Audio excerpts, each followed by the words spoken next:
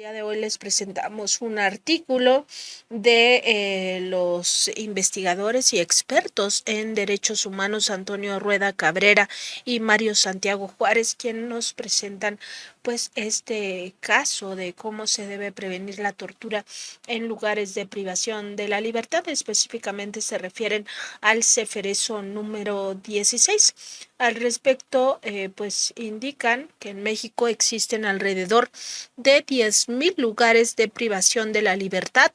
y no todos ellos lamentablemente son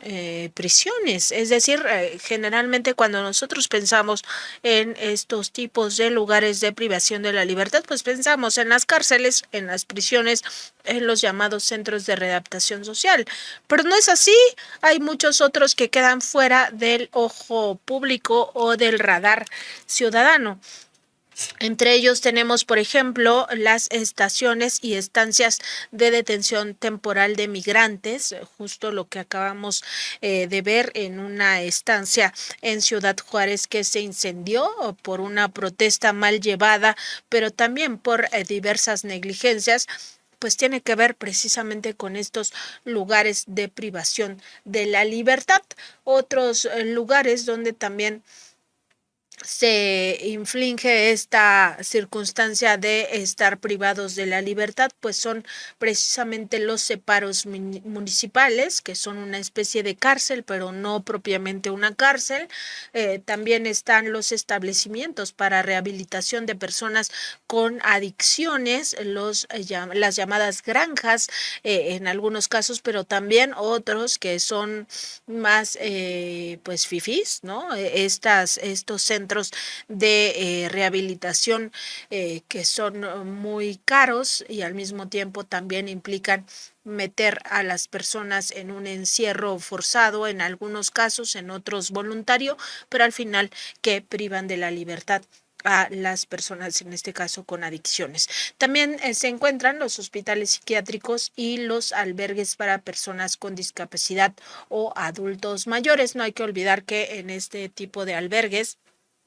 pues tampoco las personas tienen la libertad de decidir cuándo se van y cuándo se quedan. De hecho, están bajo supervisión e incluso bajo llave. Entre otros, por supuesto, instalaciones dedicadas a esto de la privación de la libertad. En estos lugares se debe garantizar que no existan actos de tortura, pues al ser sobre todo lugares donde están lejos del escrutinio social, pues se prestan para que los cuidadores, las cuidadoras, los celadores, celadoras, pues cometan actos de violencia y también de tortura. En algunos casos también estamos hablando de directivos, directivas que podrían incurrir en estas circunstancias. Otros, por ejemplo, que no están enunciados en este artículo y que también son lugares de privación de la libertad son los orfanatos. Los menores de edad quedan bajo el resguardo, el cuidado de estos orfanatos cuando no tienen ni padres ni tutores que los cuiden en ambientes pues de familiares. Entonces son recluidos en estos orfanatos y solamente salen para tomar sus clases y después regresan a estos albergues. También pues es necesario, nos dicen los autores, revisar las condiciones en que se encuentran quienes por alguna razón han sido separados de su entorno habitual y tienen restringida su libertad ambulatoria. Al estar en esos lugares es una tarea fundamental en la que participan instituciones públicas y de la sociedad civil para prevenir que en esos espacios se cometan violaciones a derechos humanos, específicamente también estos malos tratos y torturas. En esto opera lo que se conoce como el Mecanismo Nacional de Prevención de la Tortura, creado a raíz de la ratificación por parte de México del protocolo facultativo de la Convención contra la Tortura y otros tratos o penas crueles, inhumanos o degradantes, un tratado internacional de derechos humanos de cumplimiento obligado. Actualmente este Mecanismo Nacional de Prevención de la Tortura incide incide precisamente en prevenir esta clase de prácticas de violaciones a los derechos humanos a través de la elaboración y emisión de informes sobre visitas que lleva a cabo, en las que da cuenta de la situación observada y también genera recomendaciones a las instituciones del Estado, así como pues algunas acciones de política pública para atender a los factores de riesgo. En una de esas visitas realizadas en 2023, el mecanismo entrevistó a mujeres privadas de la libertad del Centro Federal de Reinserción Social número 16 en Morelos, el Ceferezo 16, y en el módulo 10 de ese Ceferezo, donde se encuentran mujeres que han sido trasladadas desde otros centros de detención. Pues lo que localizó este mecanismo es que varias de ellas presentan problemas de adicción a psicofármacos de uso controlado y alguna condición de salud mental como la depresión y la ansiedad. El personal especializado de este mecanismo constató que 54 mujeres fueron trasladadas a este Ceferezo 16 entre 2015 y 2023. Muchas de ellas se habían hecho cortes en la piel e incluso habían intentado colgarse, es decir, quitarse la vida, en protesta por lo que consideran un abandono institucional, mediante lo cual exigían respeto a sus derechos. En su mayoría se trata de madres de niñas y niños pequeños. Dos de estas mujeres que habían sido trasladadas a este Ceferezo 16 estaban embarazadas al momento de su traslado, lo cual puso en riesgo su integridad física y mental, además de que esto pues está prohibido por la Ley Nacional de Ejecución Penal. Con relación a estos casos, el mecanismo nacional pudo constatar que la autoridad no tomó en cuenta las consecuencias que tendría en estas mujeres privadas de su libertad este traslado a un penal alejado de donde viven sus familiares, pero en especial sus hijas e hijos menores de edad, ni los efectos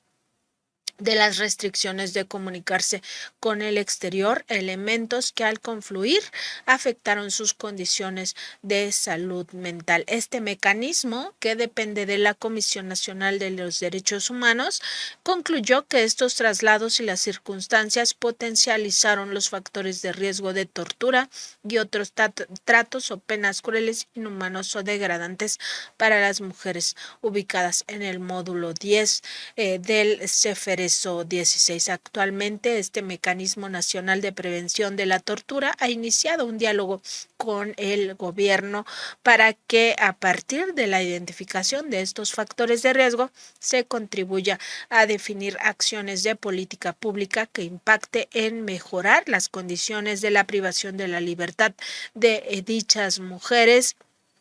no solo en ese centro de reinserción social, sino también en otros, a fin de garantizar el respeto a sus derechos humanos. Prevenir la tortura y los tratos crueles, inhumanos o degradantes es tarea a largo plazo, cuyo éxito depende del reconocimiento real y permanente por parte de la sociedad mexicana de que se debe preservar la integridad física y mental de las personas privadas de la libertad, ya sea en estos centros penitenciarios o en otros espacios de detención temporal por sanciones administrativas, o, como ya habíamos dicho, en albergues o espacios asilares, incluidos por supuesto también los orfanatos donde hay menores de edad. Comprender que la dignidad es un atributo de todo ser humano y fundamento de sus derechos esenciales implica un verdadero e